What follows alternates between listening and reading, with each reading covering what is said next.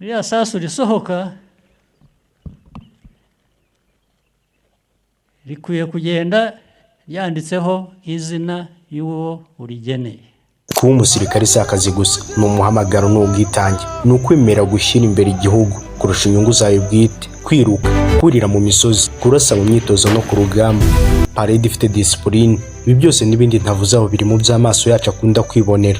Gusa nyuma y'iyi disipurine mubona hari amasaha y'imyitozo akomeye twe tutazi, hari ibyuya batakaza mwe mutazi. Bityo umusirikare wa RDF asobanura ubutwari, disipurine n'ishema ry'igihugu cyacu. Igisirikare cy'u Rwanda kizwi nka Rwanda Defense Force RDF, ahari urwego rushinzwe kurinda ubusugire bw'igihugu n'umutekano w'abaturage. Mu myaka ishize cyagiye cyubaka izina rishingiye ku mikorere inoze, ku miyoborere igendera ku mategeko no ku ndangagaciro zishingiye ku bumwe n'ubunyamwuga. RDF yubakiye ku mateka yihariye y'u Rwanda, cyane cyane mu bihe by'ingenzi igihugu cyacu cyanyuzemo.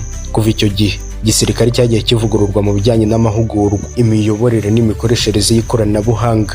Uyu munsi RDF ifite inshingano zirimo kurinda imipaka y'igihugu, gufasha igihugu mu bihe byose no kugira uruhare mu butumwa bwo kubungabunga amahoro ku rwego mpuzamahanga. Izi nshingano zose zisaba disipurine ihoraho n'ubwitange bukomeye, kugenzura ibikoresho no gutanga amabwiriza, gukora igenzura. Ibi byose biri mu nshingano za RDF. Kuba umusirikare wa RDF bisobanuye kubaho ukurikiza amategeko n'amabwiriza asobanutse, gukorera mu matsinda no gushyira imbere inyungu z'igihugu. Ahari ubuzima busaba imyitozo ihoraho, kwiga no guhora witeguye inshingano.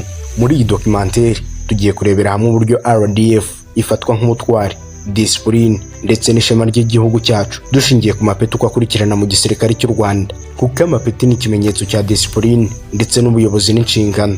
Ikaze, ni Jade mugiye kubana. Nizere ko wamaze gukanda subscribe, utazajya ucikwa na documentary n'ibyegeranyo byiza nk'ibi tubagezaho. Ngaho bana nanjye mutembereze, tujyana akantu ku kandi, nkubwire byinshi ku mapeti uko akurikirana mu gisirikare cy'u Rwanda.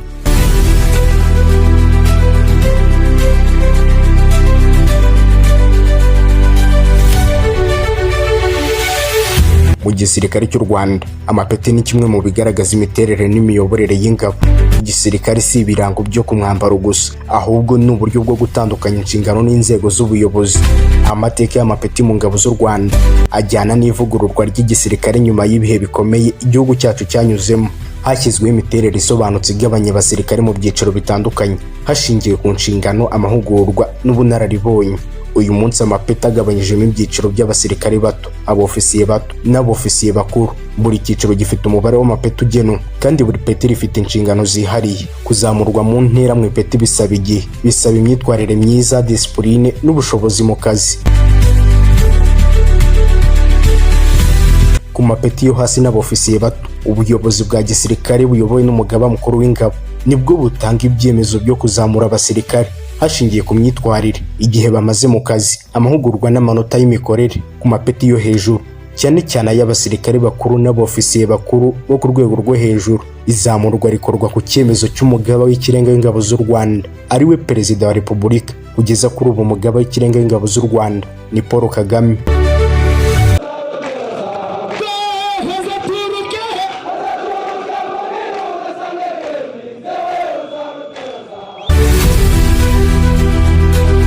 Rero kuzamurwa mu ipeti mu gisirikare cy'u Rwanda si ikintu kibaho ku bw'amahirwe, bishingira ku mategeko asobanutse n'isuzuma rikorwa n'ubuyobozi bukuru bw'ingabo. Kandi ku mapeti yo hejuru byemezwa n'umugaba w'ikirenga w'ingabo z'u Rwanda nk'uko tumaze kubibona. Ubu buryo bwo kuzamura abasirikare mu ntera ni uburyo bwo kubaka igisirikare gifite umurongo usobanutse w'ubuyobozi n'ubunyamwuga. Amapeti rero ni igice cy'ingenzi mu kubungabunga gahunda, kubahiriza amategeko no gutuma inshingano zikorwa neza mu rwego rwa gisirikare. Ubundi RDF ifite abasirikare bafite amapeti atandukanye ari mu byiciro bitandukanye, birimo abasirikare bato, abofisiye bato, abofisiye bakuru ndetse n'abasirikare bo ku rwego rwo hejuru. Reka noneho mbasobanurire muri buri cyiciro. Duhere ku mapeti y'abasirikare bato. Aha niho benshi batangirira urugendo rwabo. Uru rugendo rw'amapeti ku basirikare bato ruhera ku ryitwa private. Iri ni ipeti ry'ibanze aho umusirikare akora inshingano z'ingenzi z'umunsi ku wundi nk'imyitozo no gukurikiza amategeko. Irikurikirira iri peti rya private ni iryitwa private first class, aho umusirikare aba amaze kwiga neza inshingano ze no gukorana n'abandi mu itsinda. yavuyeho hakurikiraho ipeti rya koporo. Umusirikare ufite iri peti aba ari ku rwego rwo gutangira kuyobora itsinda rito no gutanga amabwiriza ku bandi basirikare bato. Aha kandi hakurikiraho ipeti rya sergeant. Iri ni ipeti ryo hejuru mu basirikare bato, aho rifite abafite inshingano zo guhuriza hamwe disipurine y'itsinda, imyitozo no gucunga neza inshingano. Sergeant akurikirwa na staff sergeant, ahari ipeti risoza urwego rw'abasirikare bato, aho yaba ashinzwe kuyobora amatsinda manini y'abasirikare bato no kuba umuhuza n'abofisiye bato. Tugere ku mapeti y'abofisiye bato. Irya mbere ni second lieutenant. Iri ni ipeti ry'ibanze mu bofisiye bato, akenshi rifite ayobora itsinda rito cyangwa ishami rito. Ipeti rya kabiri mu bofisiye bato ni ipeti rya lieutenant, aho rifite abafite inshingano zirimo kuyobora amatsinda manini, gutanga amabwiriza mu bikorwa bya buri munsi no gufata ibyemezo byoroshye. Iyo havuyeho ipeti rya lieutenant hakurikiraho ipeti rya capitaine, ahari ipeti ryo hejuru mu bofisiye bato, rihuriza hamwe kuyobora amatsinda manini, igenamigambi no kuba umuhuza hagati y'abasirikare n'abofisiye bakuru. Amapeti y'abofisiye bakuru ahera ku ipeti rya majoro, ahari ipeti ry'ibanze mu bofisiye bakuru, rihuriza hamwe kuyobora ibice binini by'ingabo no gufata ibyemezo mu bikorwa by'ingenzi. Naho ipeti rya kabiri mu bofisiye bakuru ni lieutenant colonel, ahari ipeti rifite abafite inshingano zo guhuriza hamwe igenamigambi ry'ibikorwa byinshi no kuyobora ibigo bitandukanye mu gisirikare.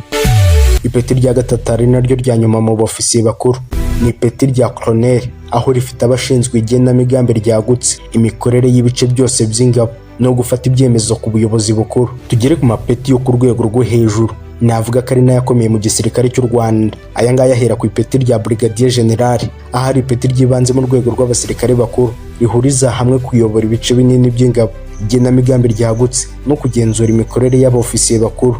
Hakurikiraho ipeti rya majoro general, aho majoro general ahuriza hamwe kuyobora amashami manini y'igisirikare, ibikorwa mpuzamahanga no gufata ibyemezo byo ku rwego rw'igihugu. Majoro general akurikirwa na lieutenant general, ahari ipeti ryo hejuru cyane, urifite abashinzwe igenamigambi rikomeye, imikoranire n'izindi nzego za gisirikare n'iza leta no gufata ibyemezo bikomeye ku mikorere y'igisirikare. Ipeti rikuru mu gisirikare cy'u Rwanda ni general, ahari ipeti ryo hejuru cyane, umwe mu barifite aba ari umuyobozi w'ikirenga w'ingabo. Iri peti kandi urifite abashinzwe igenamigambi ry'igisirikare cyose, imiyoborere y'ingabo no gufata ibyemezo by'ingenzi ku rwego rw'igihugu. Muri make abasirikare bafite ipeti rya general ni abayobozi bakuru b'ingenzi, bafite inshingano zo gucunga ibikorwa byose bya RDF, gutanga icyerekezo n'amabwiriza y'igisirikare no kuba abayobozi b'icyitegererezo ku bandi basirikare. Nababwira ko aya mapeti tumaze kurebera hamwe ariyo dufite mu gisirikare cy'u Rwanda kugeza kuri ubu.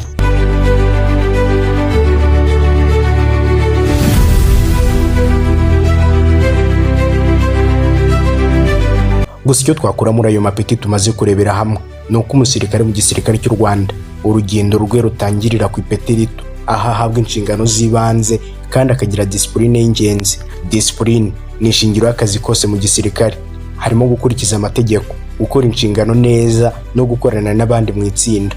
Amapeti agaragaza neza uko umuntu yitwara mu bikorwa.